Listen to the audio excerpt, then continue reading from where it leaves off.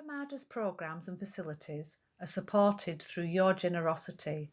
Your support really does make a huge difference. You'll find a link for contributions on the website at appamada.org/contribute. Thank you so much.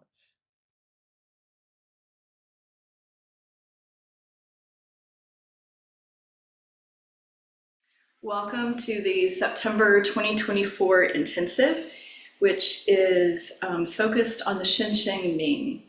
Before we get started, I would like to invite you to get your copy of the Hsin Ming and also your, which is in the chant book, and also your copy of the translation, which is the other document I emailed you or that is in your chair. So the translation of the title, Hsin Ming, is trust in mind. And so that's what we're going to be doing, is really focusing on trusting in our mind. And when I say trusting in my mind, I immediately think, oh, that's not a good idea. But I think the understanding of mind is a little bit different than what we think of. The other title is Inscription on Faith in Mind. And in doing a tiny bit of research, one scholar referenced the Hsin Ming as a song. And so even though we do a lot of things with poetry here at Appamada, I think that poetry can sometimes feel very lofty and special, which is wonderful. But I'm going to refer to it as a song because we all know songs. We know songs by heart. We've sung songs. We have favorite songs. It just makes it maybe seem more like something you would catch on the radio and would be familiar and would remind you of a different time or place and connect you to something important. So I'm going to say song, and we'll see how that goes. The song is attributed to Seng Khan, who was the third Zen ancestor, which means Bodhidharma, then someone else, then him, so really old. But actually scholars don't think that he wrote it because he didn't apparently write things down. So there's mystery about where exactly it came from, but it definitely is a result of a lot of cultures coming together. And it has endured for 1,300 years. And we are the descendants who will listen to the song tonight and the next couple days, and hopefully for the rest of our lives. So with that very brief introduction, I want to read it, and then I'll fill in a little bit more, and then we'll do some activity. So find your Hsin Ming. It's on page 23. And what I'd like to invite is for those of us here in the Zendo to read it together, and for those of you at home to read it with us. We won't be able to hear you, but you'll hear some of us. Should we do the bells? Yes, please. Hsin Ming. The great way isn't difficult for those who are unattached to their preferences. Let go of longing and aversion, and everything will be perfectly clear. When you cling to a hair's breadth of distinction, heaven and earth are set apart. If you want to realize the truth, don't be for or against. The struggle between good and evil is the primal disease of the mind. Not grasping the deeper meaning, you just trouble your mind's serenity. As vast as infinite space, it is perfect and lacks nothing. But because you select and reject, you can't perceive its true nature. Don't get tangled in the world. Don't lose yourself in emptiness. Be at peace in the oneness of things, and all errors will disappear by themselves. If you don't live the Tao, you fall into assertion or denial. Asserting that the world is real, you are blind to its deeper reality. Denying that the world is real, you are blind to the selflessness of all things. The more you think about these matters, the farther you are from the truth. Step aside from all thinking, and there is nowhere you can't go. Returning to the root, you find the meaning. Chasing appearances, you lose their source. At the moment of profound insight, you transcend both appearance and emptiness. Don't keep searching for the truth. Just let go of your opinions. For the mind in harmony with the Tao, all selfishness disappears. With not even a trace of self-doubt, you can trust the universe completely. All at once you are free, with nothing left to hold on to. All is empty, brilliant, perfect in its own being. In all the world of things as they are, there is no self, no non-self. If you want to describe its essence, the best you can say is not two. In this not two, nothing is separate, and nothing in the world is excluded. The enlightened of all times and places have entered into this truth. In it, there is no gain or loss. One instant is 10,000 years. There is no here, no there. Infinity is right before your eyes. The tiny is as large as the vast when objective boundaries have vanished. The vast is as small as the tiny when you don't have external limits. Being is an aspect of non-being. Non-being is no different from being. Until you understand this truth, you won't see anything clearly. One is all are one. When you realize this, what reason for holiness or wisdom? The mind of absolute trust is beyond all thought, all striving, is perfectly at peace. For in it, there is no yesterday, no today, no tomorrow. Well, that's clear. So here's a little background, and then we'll get to some more reading.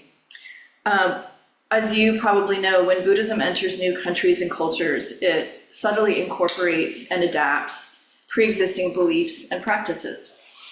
This song, the Hsin Ming, Trust in Mind, is a creation arising from the blending of Indian Buddhist, Chinese Taoist, and Chinese Chan doctrine. Next month, Peg will be here to more fully address the historical and philosophical environment that shaped the life and the beliefs of the Buddhist ancestor who composed this song, using the book Trust in Mind, The Rebellion of Chinese Zen by Mu Song. The following remarks are from the preface to that book and were written by Jan Chosen Bei.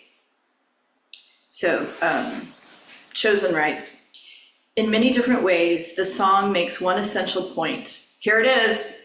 Don't let the mind fall into comparisons. Don't let our mind fall into comparisons at all. It abjures us with a listing, line by line, of the many opposites that we should not let arise in the mind. 34 pairs of opposites are used as examples of what not to think about. Love and hate, like and dislike, heaven and earth, for and against, lack and access, accepting and rejecting, lack and excess, accepting and rejecting, outer things and inner feelings, activity and passivity, one and the other assertion and denial, etc., all the way through to yesterday and tomorrow. If we let go of all these opposites, the song tells us, our minds might become very quiet and expansive, resting in a state of radical inclusion. All spiritual work is aimed at developing our highest human potential to live in a complex and often violent world with a mind that can be trusted to be clear and wise. So that's where the trust in mind comes in, that we're wanting to develop a mind that we can trust when things are rough, and a heart that is undefended and open to all beings. Sidebar, the first class that I took with Peg was on the Hsin Ming over at the Hsin Zen Center. And I remember, and it was studying the Trust in Mind book. And I remember that she explained that in Chinese, there's no separate, there's no difference between mind and heart. And so we kind of combine those, the mind heart. So when I'm saying mind right now, I also mean heart. And so when Chosen is writing here, she says, a mind that can be trusted to be clear and wise, and a heart that is undefended and open to all beings. So we might change that to a mind heart that can be trusted to be clear and wise and undefended and open to all beings. The key to unlocking this potential is being able to cease our habit of sorting and judging.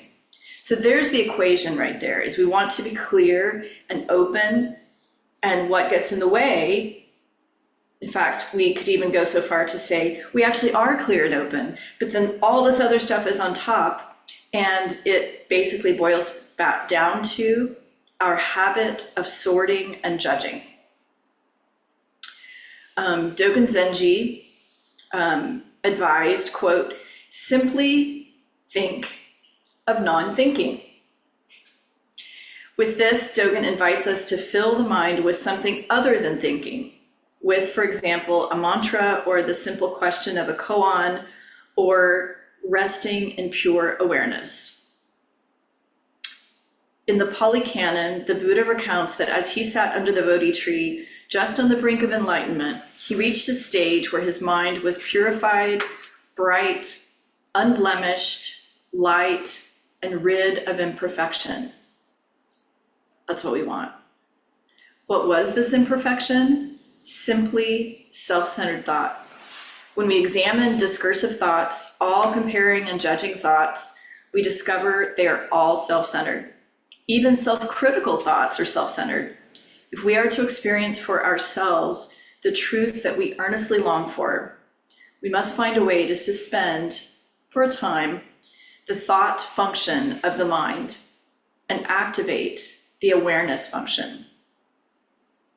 So we are going to suspend for a time the thought function and activate the awareness function, which of course is sitting. Only when we enter pure awareness do subject and object drop away, and we leave behind the confusion and anxiety of the realm of individual mind to enter the eternal serenity of the realm of one mind. So that was Jan Chosen Bay from the introduction to the book. So our practice the next few days will be to simply notice our judging thoughts and notice the moments when we are free from self-centered thoughts. And so I wanted to, just for really a moment, return to sitting just where you are, and without changing anything, just notice, first you're going to be hearing my voice, and so maybe that will keep your mind focused, but it also may wander. And notice the moment that your mind wanders to a self-centered thought, which also might be comparing and judging. And noticing, not with more judgment, but just with curiosity.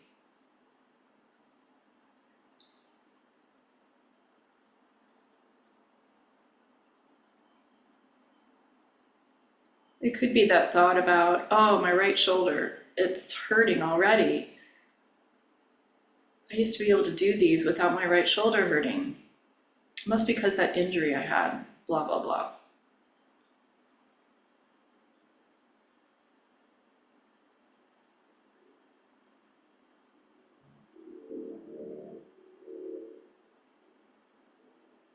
Or maybe it's not about the body, it's about excuse me, a noise outside like earlier,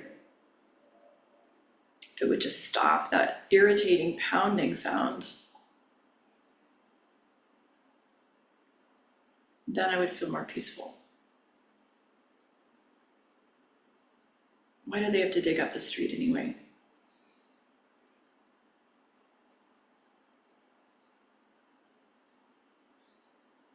Or maybe it's a self-centered thought about the past or the future.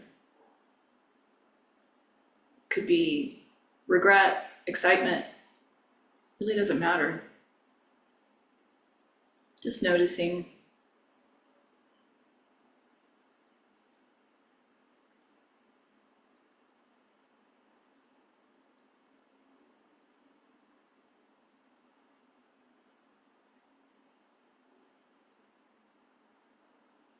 And then slowly opening your eyes, bringing a little wiggle into your body. And yeah, I'd like to hear from you guys. And whether it's noticing a thought from just that quick little sitting that we were doing, or maybe it was from earlier in the day or earlier sitting. Just briefly, I want to check with a handful of people on what's an example of just natural self-centered thoughts. And again, they're not bad. It's how our brain works. But anyone? You heard some of my self-centered thoughts. Bridget. All right.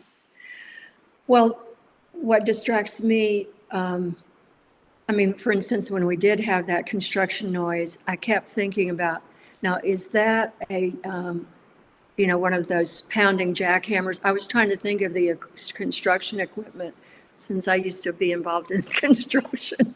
So I was I kept wanting to visualize what machine that was.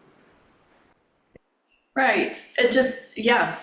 I felt silly that I didn't actually know what it was. It's quite large. It's a front end loader. Okay. It was a front end loader. There were a few machines. So that's a great example. Thank you, Bridget. Anyone else? I want like at least 2 more examples. I was just recounting a time in the past when I had a particularly difficult time meditating, and my explanation as to why 2 years ago I had such a hard time meditating, and it just cascaded into sort of a little bit of a victim story very quickly. Yeah.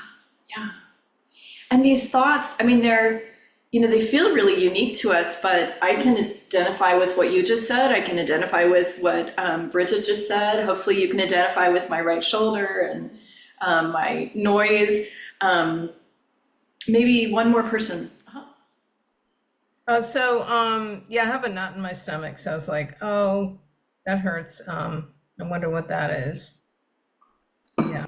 Some tension, or gee, I wonder what it is. Yeah, our human bodies are often giving us information that we need to respond to. And so the Hsin Ming is inviting us to somehow, with our very human brains that are tracking a lot of information, including information about our environment, and information about the past, information about the future, and information about our bodies, as well as probably lots of other categories of information. And at the same time, let this activity just go by and not enter the cascade that you described so beautifully. I can just see the waterfall. We've all been down the waterfall, the many waterfalls. So that's our task, is somehow, how do we as human beings who naturally think, be able to, underneath all that thinking, or maybe all around it, have this sort of trust and heart mind. And for me, at least, when I approach this question in this sort of intellectual way with this text, even though the text is quite beautiful, I feel really stumped. But fortunately, we have a friend who's going to help us. But first, I want to hear several of us reading the first line from the Hsin Ming. So I'll kick us off, and then I would love for people to just popcorn, read it the way that it makes sense to you to read it. Or if you want to, you can read it in a dramatic way or any way you wish. We're just going to read this first sentence. The great way isn't difficult for those who are unattached to their preferences. Somebody jump in. The great way isn't difficult for those who are unattached to their preferences. The great way isn't difficult for those who are unattached to their preferences.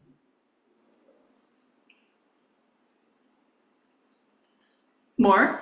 The great way isn't difficult for those who are unattached to their preferences. Okay, anyone else want to read online? The great way isn't difficult for those who are unattached to their preferences. I'd love to hear one more. The great way isn't difficult for those who are unattached to their preferences. The great way isn't difficult for those who are unattached to their preferences. Thank you. Great. So now let's get out your translation document, and it's the one that has black print and red print. And I'm going to invite Joel, if you don't mind, Joel, because I want to hear a male voice, to do a choral reading with me, which means you will read a line and I will read a line. And let's see, gallery. So Joel, we'll give it a go and see how we do. Okay. The great way isn't difficult for those who are unattached to their preferences. Love and acceptance isn't difficult for those who are unafraid. Yeah. Did that work? Yeah, that was good. Could you read it again really slow?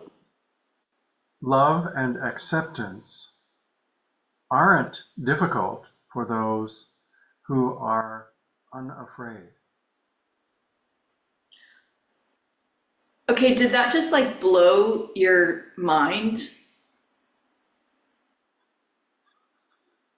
It blew my mind the first time I read it. I was like, oh my gosh, it makes me want to cry and also jump up and down with excitement at the same time. So we'll continue.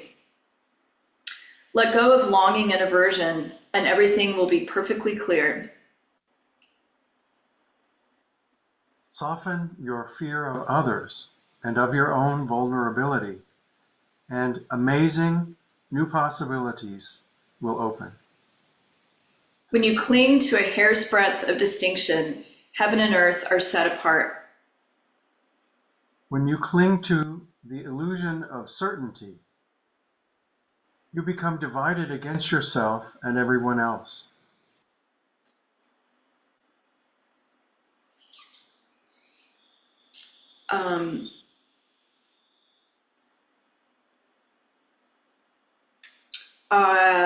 Heaven and earth are set apart, I should have said before. If you want to realize the truth, don't be for or against. If you want to embody peace, become more intimate with your fear and more comfortable with your vulnerability. The struggle between good and evil is the primal disease of the mind. The struggle between good and evil is the primal disease of vulnerable, terrified humans. Not grasping the deeper meaning, you just trouble your mind's serenity. Not being willing to admit your profound interconnectedness with everyone and everything. You just trouble your mind's serenity, not to mention disturbing others.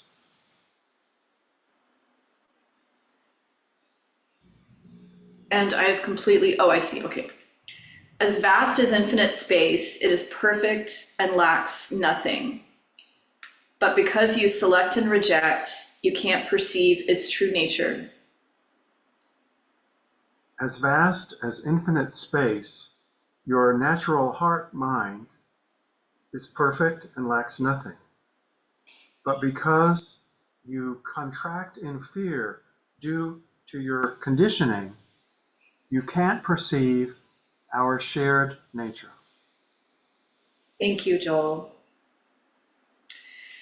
Over the course of the next 2 days and this evening, Sandra and I will be speaking to and exploring and invite all of us to write our own translation. Now, so to be clear, this isn't like a real translation, right? We don't know Chinese. Flint's translation, he didn't go back, to the original text, but it's sort of translating it into, again, what I'm thinking of as a popular song, a song that actually holds meaning for us when we hear it.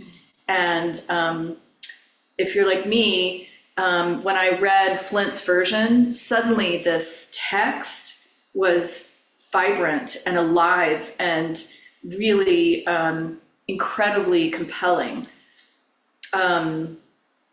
But I want to hear what you guys thought, and specifically if there are lines from either version, but I'm guessing they might be from Flint's version, that stood out for you, or words. And Rosemary, is it possible to just unmute everyone so they can just speak into the circle and not need to raise their hand for right now? Well, I just clicked it so people try it and see if that worked. Getting back to the text, either the Hsin Ming in our chant book that you have, or this version that Flint put together, just of this first section that starts, love and acceptance aren't difficult. It says isn't, but maybe aren't is more correct. Love and acceptance aren't difficult for those who are unafraid. Looking at that text again, spending some time with it, what phrases or words, jumped out at you or that you want to hear spoken? So that first line, that one hit me like, and I would like to hear it this way. Love and acceptance, or love and wisdom, isn't difficult when we're not afraid. It's not like certain people are unafraid and others are afraid. We're all both, Yeah. Yeah. And so later I'm going to invite you tomorrow, or if you want to stay up late tonight, to, make that edit. And that's the first line of your version. Oh, Joel. I don't have it in the form of a flowing like a song, but what really is touching me is the connection between attachment and fear. That attachment is so connected to fear in the way that it's presented negatively, to be unattached, to be not afraid. But there's that other side of the coin identity of attachment and fear.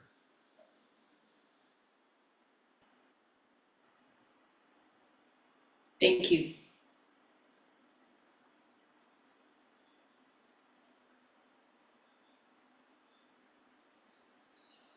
Anyone here have a line or a phrase that you want to speak into the circle? Or maybe something that is perplexing? Well, something that's always gotten me is that isn't difficult. And like, it would be like saying, living forever isn't difficult if you don't die.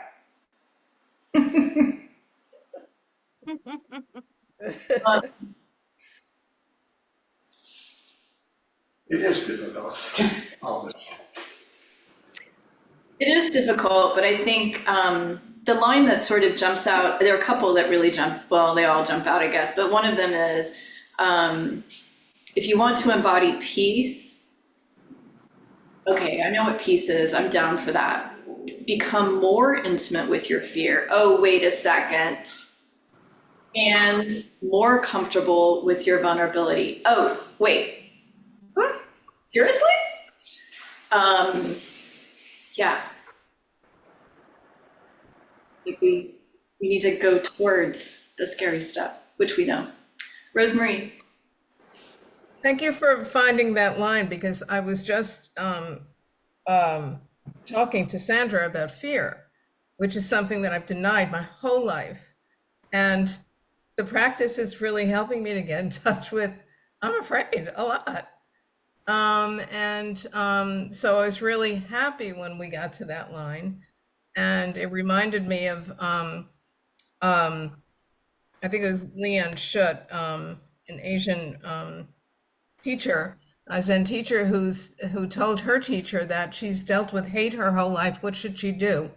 And he said, no hate completely. And that's what this line reminded me of. And I think it's a direction for me. Thank you.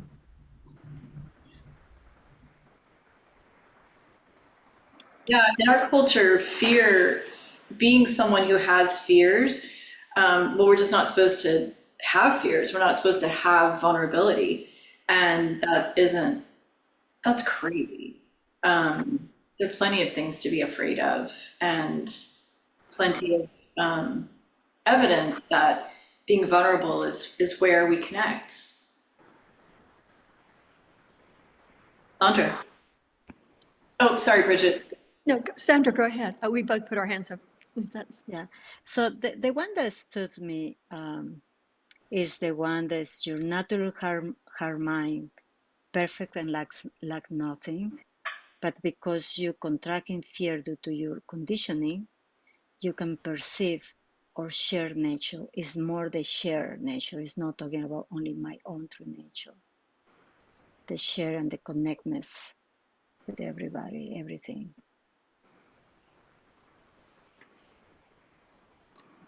when I look at the third line where Flint says, soften your fear of others and your own of your own vulnerability, that's certainly consistent because his primal purpose is to soften barriers to love.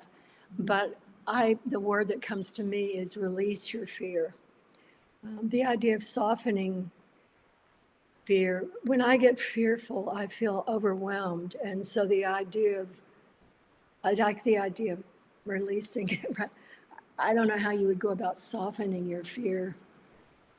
I love that some of us are already like tinkering with the tinker text, because that's really what I want you to do. One gift that Flint gave us is Darcy was kind enough to share this little translation that Flint did for an intensive some years ago. I don't remember. I didn't actually look up when. But as you see at the bottom, this is page 1 of 1. He didn't finish it. This isn't the whole poem. So it's going to be up to us to finish it. There are going to be a lot of versions, and that's okay. So that's what the invitation is for our activity, as a way of studying and sort of enlivening our relationship with this really important text in Zen Buddhism. And so we'll have time in the schedule to do writing during the open period tomorrow afternoon. And you might decide, I think I actually am going to give us a little time until 8:45 as well. And then we also, you might decide to do a little translation in the morning before we gather at 8 a.m. Central Time, or during lunchtime. So you'll have some different pockets of time. The largest pocket will be in the afternoon. Does anyone else have something they want to add before we take maybe 15 minutes to start our translation, our own? I'd really love for us to start doing a little bit of our own translation. And you can begin by writing out Flint's version, if that excites you, or writing out the, chant book version, and then marking up words, switching things around. Do whatever will bring, call forth meaning for you. Because my goal is that we'll have a version that we can continue to practice with, like years from now. Like, oh, I have my own little Hsin Ming. I'm gonna look at my Hsin Ming. Yeah, so that's the invitation. I'd like you to start at the beginning. I'd like you to start at the beginning, because tomorrow Sandra will speak about the next section, and then I'll come back and speak about the next one. So we'll have time, but I think it's wonderful to, even if, I know what I'm gonna do first is copy out Flint's version so that I can read it more clearly without this, 2 colors of writing and things in weird order. And then I'll probably start editing it from there. Unless his is perfect, which could be. So let's go ahead and come into silence so we can write. You can stay by your computer or not. Let's come together at let's say 10 minutes till 9, 10 minutes till the top of the hour. Thank you.